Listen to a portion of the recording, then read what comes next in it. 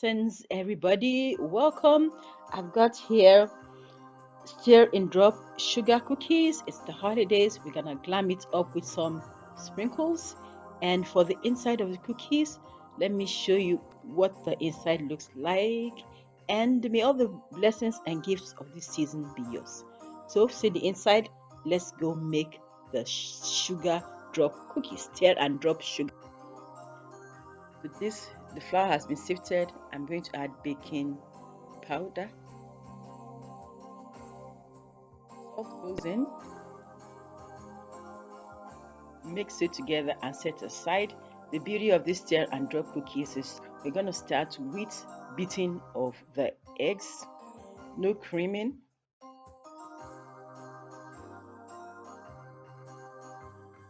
Add some vanilla flavor.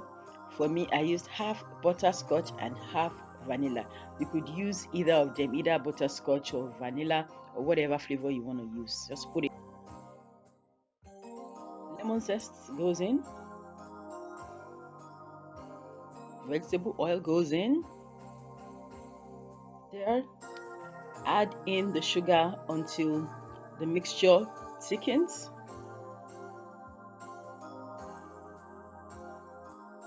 On stirring it, see it has thickened. Next thing is to blend in the flour. I didn't put all at once, otherwise it will be messy. This is really stir and drop, very easy to make, particularly with small children. Let me add in the rest of the flour.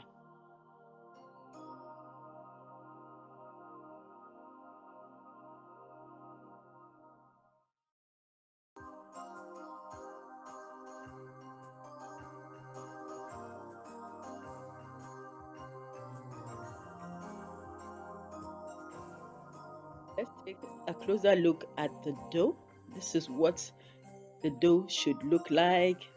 It's easy to mix.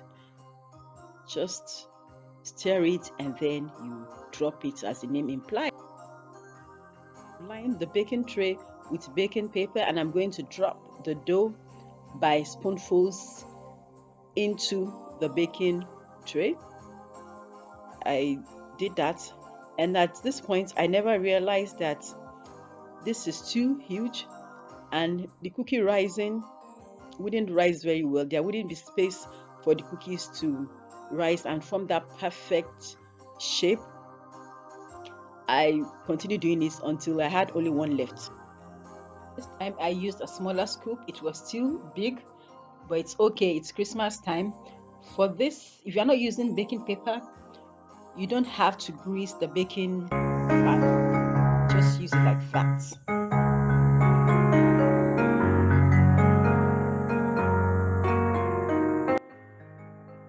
I'm going to sprinkle the top of the cookies with sugar. I'm going to use sprinkles. It's holiday season. I'm going to use this one and the long one. If you don't have any of the sprinkles, all you need to do is just have granulated sugar, and then you could add some color to it. I got here red color or any other color you have. Just mix it and then you have a colored sugar. Dip the bottom of a glass cup inside the sugar and then you press it onto the cookies. It stays there. I started flattening it. I use a glass cup with a flatter base than the one I showed previously.